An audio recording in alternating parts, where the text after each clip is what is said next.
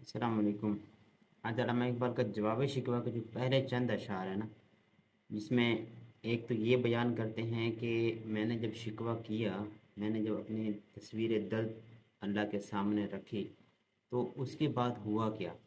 उस बात का पहले जवाब देते हैं। वो ये कहते हैं कि दिल से जो बात निकलती है असर रखती है, पर नहीं ताकत परवाज़ मगर रखती है।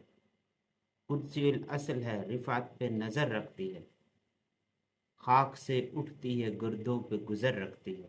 इश्क था फितना गरो सरकश चालाक मेरा, आसमां चीर गया नाला है बेबाक मेरा। इसमें ये कहते हैं कि जो दिल से बात कही जाए ना, जो दिल का दर्द अल्लाह के सामने रखा जाए ना, उसकी अहमियत होती है, उसका असर होता है। जो दिल से बात कही जाती है ना, उसके पर तो नहीं होते, लेकिन वो बहुत ज़्यादा ऊंचा परवाज़ कर जाती है, क्योंकि उसकी जो हकीकत होती है वो सच्चाई पर मबनी होती है। तो इसलिए उसकी जो नज़र होती है वो बहुत ज़्यादा आगे तक जा रही होती है। खाक से उठती है गर्दों पे गुजर रखती है। मैं एक खाक हूँ, मैं एक इंसान हूँ। मैंने एक बात कर दी थी, लेकिन उस बात की जो हलचल थी ना, वो आसमानों तक चली गई। तो ये सारा कुछ क्यों हुआ कि इश्क था फितना करो सरकश चालाक मेरा।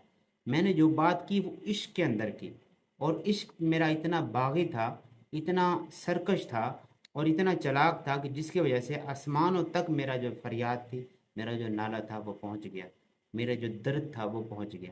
जब आसमान पर हलचल हुई, सितारों ने, आसमान वालों ने और सारी चीज़ों ने, जो मखलूक हैं आसमानों पर, उन्होंने आपस में गुफ्तगू की, आपस में तबसरा किया। तो क्या कहा कि पीरे गर्दू ने कहा सुन के कहीं है कोई, बोले सैयारे सरे अर्श बरी है कोई। चांद कहता था नहीं अहले ज़मीं है कोई, कहकशां कहती थी पोशीदा यही है कोई। कुछ जो समझा तो मेरे शिकवे को रिजवां समझा, मुझे जन्नत से निकाला हुआ इंसान समझा। कहते हैं कि सारे लोगों ने आपस में तबसरा किया। आसमान ने कहा कि इधर ही कहीं कोई है जो इस कदर बोल रहा है। सैयारे बोलते हैं कि नहीं, अर्श के ऊपर कोई है जो इस तरह से बोल रहा है। फिर चांद ने कहा कि नहीं, ये ज़मीन में कोई है जो इस तरह से बोल रहा है, इस तरह की शिकवा कर रहा है, इस तरह का अपना दर्द बयान कर रहा है।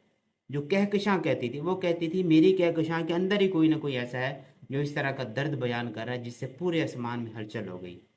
लेकिन असल में मेरी बात को कौन समझा?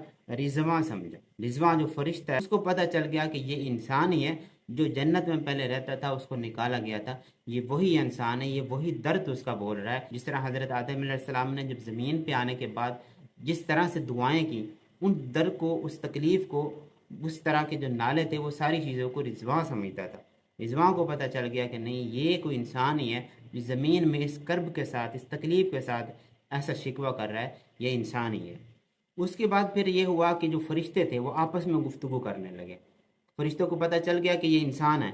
फरिश्तों को जब पता चल गया कि ये इंसान ही है, और आखिर क्या राज है, इस तरह का इंसान बेबाक हो चुका है, इस तरह की बातें इसने शुरू कर दी हैं, तो इसका मसला क्या है। वो आपस में बातें करते हैं, कहते हैं कि थी फरिश्तों को भी हैरत कि ये आवाज़ है क्या, अर्श वालों पे भी खुलता नहीं ये राज है क्या, तसरे अर्श भी इंसान की तगो ताज है क्या, आ गई खाक की चुटकी को भी परवाज है क्या। गाफिल आदाब से सुकान ज़मी कैसे हैं, शोख व गुस्ताख ये पस्ती के मकी कैसे हैं। अब फरिश्ते आपस में कहने लगे कि ये इंसान कितना बेबाक है, कितना बेअदब है, इसको बारगाह इलाही में बात करने की तमीज़ ही नहीं है। बस्ती में रहने वाले लोगों को पता ही नहीं कि अल्लाह ताला से या अल्लाह ताला के बारगाह में किस तरह से इल्तिजा की जाती है, किस तरह से बात की जाती है, इनको कोई तमीज़